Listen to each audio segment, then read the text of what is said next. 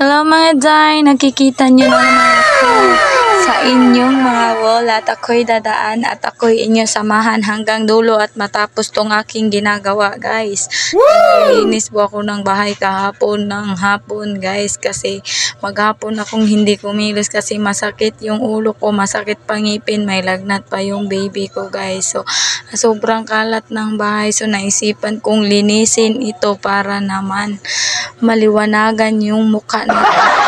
Maliwanag pala tingnan yung bahay guys. Pero ang bahay namin dito guys is kwarto lang guys. At ngayon nga po ay habang ako ay naglilinis, andyan si baby kasi yung ate kuya niya nasa labas na guys. Ayan, tingnan nyo kung gaano kadumi. Yan yung alikabok, araw-araw naman tayo naglilinis kasi guys marami pong daga dito na maliliit.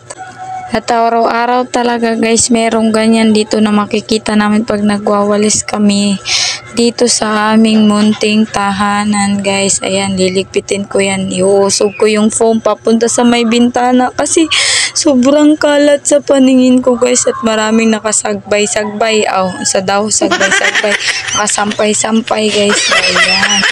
At nakikita nyo naman kung gaano kadumi. Ayan. At dyan pa yung baby ko, guys. Ayan, sabi ko, wag po ko din ha. Kaya nagbablog yung daday mo kasi yung daday mo feeling vlogger. Ayan, guys.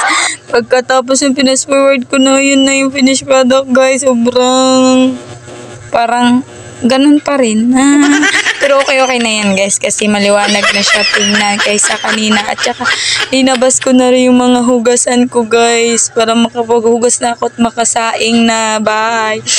So ayun na nga guys, kumakain na po kami niya. Nandyan na yung papa niya. Ang ulam namin is ano ba yan? Upo na may sotangho na may sardinas guys. Lami, diba yan guys? Kumakain kayo niyan guys.